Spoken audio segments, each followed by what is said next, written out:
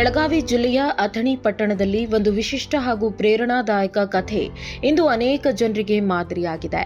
ಇರ್ಫಾನ್ ಜಾರೆ ಅವರ ಕುಟುಂಬ ಕಳೆದ 30 ವರ್ಷಗಳಿಂದ ತಮ್ಮ ಮನೆಯ ಅಡುಗೆಗೆ ಗೋಬರ್ ಗ್ಯಾಸ್ ಅನ್ನು ಬಳಸ್ತಾ ಬಂದಿದ್ದಾರೆ. ಇಂದಿನ ದಿನಗಳಲ್ಲಿ ಎಲ್ಪಿಜಿ ಸಿಲಿಂಡರ್ ದರ ಏರಿಕೆ, ಕೊರತೆ ಮತ್ತು ಅವಲಂಬನೆ ಬಗ್ಗೆ ಎಲ್ಲೆಡೆ ಚರ್ಚೆಯಾಗ್ತಾ ಇರುವಾಗ ಈ ಕುಟುಂಬ ಬಹಳ ವರ್ಷಗಳ ಹಿಂದೆಯೇ ಪರ್ಯಾಯ ಮಾರ್ಗವನ್ನ ಆಯ್ಕೆ ಮಾಡಿಕೊಂಡಿದೆ. ಅವರ ಈ ನಿರ್ಧಾರ ಇಂದು ಪರಿಸರ ಸ್ನೇಹಿ ಜೀವನ ಶೈಲಿಯ ಉತ್ತಮ ಉದಾಹರಣೆಯಾಗಿದೆ. ಗೋಬರ್ ಗ್ಯಾಸ್ ಅಂದ್ರೆ ಪಶುಗಳ ಗೋಮಯದಿಂದ ಉತ್ಪಾದನೆಯಾಗುವ ಜೈವಿಕ ಅನಿಲ. ಸಾಮಾನ್ಯವಾಗಿ ಗ್ರಾಮೀಣ ಪ್ರದೇಶಗಳಲ್ಲಿ ಹಸು, ಎಮ್ಮೆ ಸಾಕಾಣಿಕೆ ಮಾಡುವ ಕುಟುಂಬಗಳಿಗೆ ಇದು ಬಹಳ ಉಪಯುಕ್ತವಾದ ವ್ಯವಸ್ಥೆ. ಇರ್ಫಾನ್ ಜಾರೆ ಅವರ ಕುಟುಂಬವು ತಮ್ಮ ಮನೆಯಲ್ಲಿರುವ ಪಶುಗಳಿಂದ ದೊರೆಯುವ ಗೋಮಯವನ್ನ ಬಳಸಿ ಗೋಬರ್ ಗ್ಯಾಸ್ ಘಟಕವನ್ನ ಸ್ಥಾಪಿಸಿದ್ದಾರೆ. ಪ್ರತಿದಿನ ಸಂಗ್ರಹವಾಗುವ ಗೋಮಯವನ್ನ ವಿಶೇಷ ಟ್ಯಾಂಕ್ನಲ್ಲಿ ಸಂಗ್ರಹಿಸಿ ಅದರ ಮೂಲಕ ಉತ್ಪತ್ತಿಯಾಗುವ ಅನಿಲವನ್ನ ಅಡುಗೆಗೆ ಬಳಸಲಾಗ್ತಾ ಇದೆ. ಈ ವಿಧಾನವು ಕೇವಲ ಅಡುಗೆಗೆ ಅನಿಲ ಒದಗಿಸೋದಷ್ಟೇ ಅಲ್ಲ, ಮನೆಯ ಖರ್ಚನ್ನು ಕೂಡ ಕಡಿಮೆ ಮಾಡುತ್ತೆ. ಸಿಲಿಂಡರ್ ಗ್ಯಾಸ್ ಖರೀದಿಸಲು ಬೇಕಾಗುವ ಹಣವನ್ನ ಈ ಕುಟುಂಬ ಉಳಿಸಿಕೊಳ್ತಾ ಇದೆ. 30 ವರ್ಷಗಳ ಹಿಂದೆ ಆರಂಭವಾದ ಈ ವ್ಯವಸ್ಥೆ ಇಂದಿಗೂ ನಿರಂತರವಾಗಿ ಕಾರ್ಯನಿರ್ವಹಿಸ್ತಾ ಇದೆ. ಇದು ಸರಿಯಾದ ನಿರ್ವಹಣೆ ಹಾಗೂ ಪರಿಸರ ಸ್ನೇಹಿ ಆಲೋಚನೆಯ ಫಲವಾಗಿದೆ.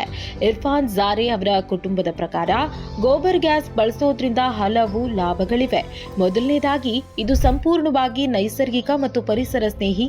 ಯಾವುದೇ ರೀತಿಯ ಮಾಲಿನ್ಯ ಇಲ್ಲದೆ ಸ್ವಚ್ಛವಾದ ಅನಿಲ ದೊರೆಯುತ್ತದೆ. ಎರಡನೆಯದಾಗಿ ಇದು ಸ್ವಾವಲಂಬಿ ವ್ಯವಸ್ಥೆಯಾಗಿದ್ದು ಹೊರಗಿನಿಂದ ಅನಿಲ ಅಥವಾ ಇಂಧನವನ್ನ ಖರೀದಿಸುವ ಅವಶ್ಯಕತೆ ಕಡಿಮೆ ಆಗತ್ತೆ. ಮೂರನೇದಾಗಿ ಗೋಮಯದಿಂದ ಅನಿಲ ಉತ್ಪತ್ತಿಯಾದ ನಂತರ ಉಳಿಯುವ ಅವಶೇಷವನ್ನ ಉತ್ತಮ ಸಾವಯವ ಗೊಬ್ಬರವಾಗಿ ಕೃಷಿಯಲ್ಲಿ ಬಳಸಬಹುದು. ಇಂದಿನ ಕಾಲದಲ್ಲಿ ಜಾಗತಿಕ ಮಟ್ಟದಲ್ಲಿ ಇಂಧನ ಸಮಸ್ಯೆಗಳು ಎದುರಾಗ್ತಾ ಇರೋದು ನಮಗೆ ತಿಳಿದೇ ಇದೆ. ಅನೇಕ ದೇಶಗಳಲ್ಲಿ ಇಂಧನದ ಕೊರತೆ, ಬೆಲೆ ಏರಿಕೆ ಮತ್ತು ಪರಿಸರ ಮಾಲಿನ್ಯ ಎಂಬ ಸಮಸ್ಯೆಗಳು ದಿನೇ ದಿನೇ ಹೆಚ್ಚುತ್ತಾ ಇವೆ. ಇಂತಹ ಸಂದರ್ಭಗಳಲ್ಲಿ ಪರಿಸರ ಸ್ನೇಹಿ ಪರಿಹಾರಗಳು ನಮ್ಮ ಜೀವನಕ್ಕೆ ದೊಡ್ಡ ಸಹಾಯವಾಗಬಹುದು ಎಂಬುದು ಈ ಕಥೆ ನಮಗೆ ಸ್ಪಷ್ಟವಾಗಿ ತೋರಿಸುತ್ತದೆ.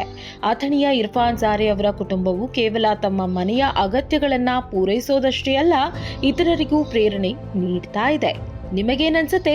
ನೀವು ಕಮೆಂಟ್ ಮೂಲಕ ತಿಳಿಸಿ. ಸರ್ ನಮಸ್ತೆ, ಒನ್ ಇಂಡಿಯಾಯಿಂದ ಅಕ್ಷತಾ ಅಂತ ಕಾಲ್ ಮಾಡ್ತಾ ಇದ್ದೀನಿ. ಹಾಂ ಹೇಳ್ರಿ. ಸರ್ ನೀವು ಇರ್ಫಾನ್ ಅವರು ಸರ್? ಹಾಂ ರೀ. ಓಕೆ, ನೀವು 30 ವರ್ಷದಿಂದ ಅದು ಗೋಬರ್ ಗ್ಯಾಸ್ ಬಳಸ್ತಾ ಇದ್ದೀರಲ್ಲ ಸರ್, ಅದ್ರ ಬಗ್ಗೆ ತಿಳ್ಕೊಳ್ಳೋದಕ್ಕೆ ಕಾಲ್ ಮಾಡಿದ್ದೆ. ಹಾಂ ಹೇಳ್ರಲ್ಲ. ಓಕೆ, ಅಂದರೆ ನೀವು ಎಲ್ ಪಿ ಜಿನೇ ಬಳಸ್ತಾ ಇಲ್ವಾ ಯಾವಾಗ್ಲೂ? ಎಲ್ ಪಿ ಜಿ ಐತ್ರಿ, ಖರೆ ಬಳಸೋದು ಕಡಿಮೆ ರೀ. ಹಾಂ ಹಾಂ ಹಾಂ ನಾವು ಗೋಬರ್ ಗ್ಯಾಸ ಹೆಚ್ಚು ಬಳಸ್ತೀವಿ ರೀ. ದನ ಅದಾವ್ರಿ ನಮ್ಮ. ಹಾಂ ಹಾಂ ಹಾಂ ಅದೇ ವಿಡಿಯೋ ಎಲ್ಲ ನೋಡಿದ್ವಿ. ಹೇಗೆ ಗೋಬರ್ ಗ್ಯಾಸ್ ನೀವು ತಯಾರಿ ಮಾಡೋದು ಅದ್ರ ಬಗ್ಗೆ ಸ್ವಲ್ಪ ಹೇಳ್ತೀರಾ? ಗೋಬರ್ ಗ್ಯಾಸ್ ಏನು ರೀ, ದನಗಳಿದ್ದಾವೆ ರೀ, ದನಗಳಿದ್ದಾವು, ಅದ್ರದ್ದು ಹೆಂಡಿ ಹಾಕ್ತೀವಿ, ವಾಪರಿಸ್ತೀವಿ ರೀ. ಹಾಂ ಹಾಂ ಅಂದ್ರೆ ಫಸ್ಟ್ ನಿಮಗೆ ಇದ್ರ ಬಗ್ಗೆ ಹೇಳಿದ್ದು ಯಾರು? ಯಾವಾಗ ಶುರು ಮಾಡಿದ್ರಿ? ಯಾರು ಹೇಳಿಲ್ಲ, ಏನಿಲ್ಲ ರೀ. ಮೊದಲಾದ್ರೂ ಒಂದು ಇತ್ತು ರೀ ನಮ್ಮದ, ಹಳಿದ ಬಾದ ಆತ್ರಿ, ಮತ್ತೊಮ್ಮೆ ಮಾಡಿಸಿದ್ವಿ ರೀ. ಹಾಂ ಹಾಂ ಹಾಂ ಅದ್ರ ಬಳಕ ನಾವು ಅದು ಚಾಲನ ಐತ್ರಿ, ಅದು ಐತಿ, ಎಚ್ ಪಿನೂ ಐತ್ರಿ. ಇದಕ್ಕೆ ಎಷ್ಟು ಖರ್ಚು ಬರುತ್ತೆ ಇದಕ್ಕೆ ಇರ್ಫಾನ್ ಅವ್ರೆ? ಇದಕ್ಕೆ ಒಂದು 20,000 ರೂಪಾಯಿ ತನಕ ಬರ್ತೈತ್ರಲ್ಲ. ಒಂದ್ಸತಿ ಖರ್ಚು ಮಾಡಿದ್ರೆ ಅಂದ್ರೆ ಮನೆಯಲ್ಲಿ ದನ ಇರ್ಬೇಕು ಮುಖ್ಯವಾಗಿ. ದನ ಇರ್ಬೇಕ್ರಿ, ಹೆಂಡಿ ಬೇಕ್ರಲ್ಲ. ಹೆಂಡಿ ಬೇಕು. ಇದೆಲ್ಲ ನೀವು ಏನ್ ಮಾಡಿದಿರಲ್ಲ ಈ ವ್ಯವಸ್ಥೆ, ಇದು ಮಾಡೋದಕ್ಕೆ ಒಬ್ರು ಸಾಕಾಗ್ತಾರ ಅಥವಾ 2-3 ಜನರ ಸಹಕಾರ ಬೇಕಾ? ಹಾ, 2-3 ಮಂದಿ ಬೇಕ್ರಲ್ಲ. ಅಂದ್ರೆ ಮಾಡೋತಕ್ಕ ಅಟ್ಟ ರೀ, ಗೌಂಡಿದಾಗದ ಗೌಂಡಿಗಳು ಬೇಕಾಗ್ತಾರ್ರಿ. ನಾವಾಗ ಫ್ರೀ ಆಗಿದ್ದೆ ಮೇಡಮ್, ನಮ್ಮದು ಮಾಡಿದ್ದೆ ನಾವು. 12 ಚೀಲ ಸಿಮೆಂಟ್ ನಮಗೆ ಗೌರ್ಮೆಂಟ್ದಿಂದ ಫ್ರೀ ಬಂದಿತ್ರಿ ಅವಾಗ. ಅದ ಒಂದು ರೂಲ್ಸ್ ಇತ್ರಿ ಗೌರ್ಮೆಂಟ್ದಿಂದ ರೀ. 12 ಚೀಲ ಸಿಮೆಂಟ್ ಗೌರ್ಮೆಂಟ್ದವ್ರು ಕೊಡ್ತಿದ್ರಿ. ನಾವ ಒಂದು 1200 ಇಟ್ಟಂಗಿ ತರೋದ್ರಿ.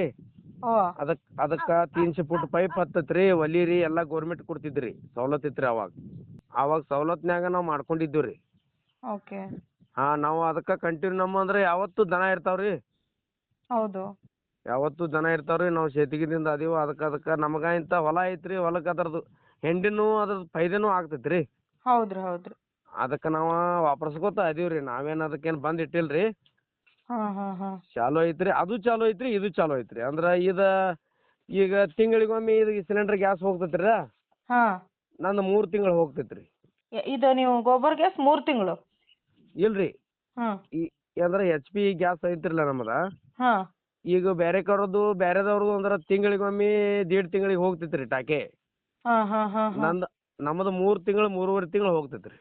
Okay. ಈಗ ಗೋಬರ್ ಗ್ಯಾಸ್ ಏನ್ ನೀವು ದಿನಾಲು ಹೆಂಡಿ ದಿನ ಎಲ್ಲ ಒಯ್ದು ಹಾಕ್ಬೇಕಾ ಹೆಂಗ್ ಒಂದ್ ತಿಂಗಳಿಗೆ ಒಂದ್ಸತಿ ಮಾಡಿದ್ರೆ? ದಿನಾಲು 2 ಬುಟ್ಟಿ 1 ಬುಟ್ಟಿ ಹಾಕಬೇಕ್ರಿ. ಆ ಗ್ಯಾಸ್ ಗೋಬರ್ ಗ್ಯಾಸ್ ಎಷ್ಟು ದಿನ ಬರ್ತದ? ಒಂದಿನ ಪೂರಾ ಉರಿತೈತ್ರಲ್ಲ. ಒಂದ್ ದಿನ ಹೆಂಡಿ ಹಾಕಿದ್ರೆ ಒಂದ್ ದಿನ ಬರುತ್ತೆ. ಒಂದಿನ ಅಂದ್ರೆ ಹೆಂಗ್ರಿ ಅಡಿಗೆ ಮಾಡೋದು ಎಷ್ಟ್ ಇರ್ತೈತ್ರಿ? ಅದೊಂದು ತಾಸ 2 ತಾಸ ಅಟ್ಟರ್ಲೆ. ಹಾ ಅಷ್ಟು ಬರ್ತದೆ. ಆ ತನಕ ನಡಿತೈತ್ರಿ. ಒಂದ್ ದಿವ್ಸ ತನಕ ಒಂದ್ ಅಡಿಗೆದು ಪೂರಾ ಆಗಿಬಿಡ್ತೈತ್ರಿ. ಓಕೆ, ಒಂದ್ ದಿನದಾಗ ಒಂದ್ ಅಡಿಗೆ.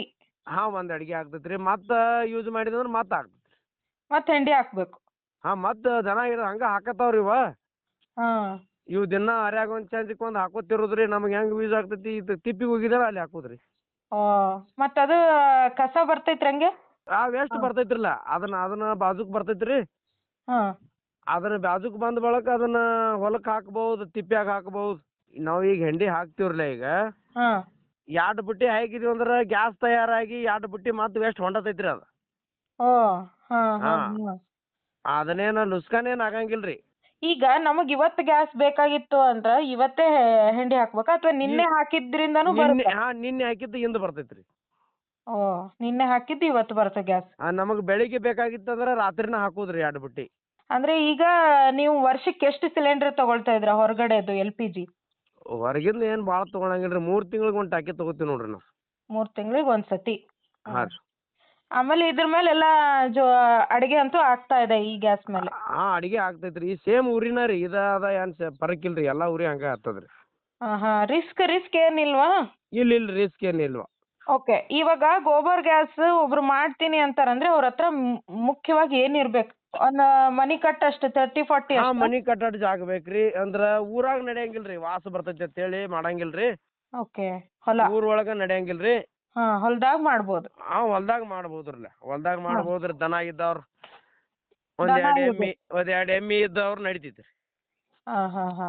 ಓಕೆ, ಈ 1-2 ಎಮ್ಮಿ 20,000 ಒಂದಿಷ್ಟು ಜಾಗ. ಹಾ ರೀ. ಇದಿದ್ರೆ ಇಡೀ ವರ್ಷ ನಿಮಗ್ ಸಿಗುತ್ತೆ ಸಿಗುತ್ತಾರೆ ಮೇಡಮ್. ಯಾವುದೇ ಸುದ್ದಿಯ ಅಪ್ಡೇಟ್ ಅನ್ನ ಮಿಸ್ ಮಾಡ್ಕೊಳ್ಬಾರ್ದು ಅಂದ್ರೆ ಈಗ್ಲೇ ಒನ್ ಇಂಡಿಯಾವನ್ನ ಸಬ್ಸ್ಕ್ರೈಬ್ ಮಾಡಿ. ನಿಮಗೆ ಬೇಕಾದ ಭಾಷೆಯಲ್ಲಿ ಎಲ್ಲಾ ಸುದ್ದಿ ತಿಳಿಬೇಕು ಅಂದ್ರೆ ಒನ್ ಇಂಡಿಯಾ ಆಪ್ ಅನ್ನ ಡೌನ್ಲೋಡ್ ಮಾಡ್ಕೊಳ್ಳಿ.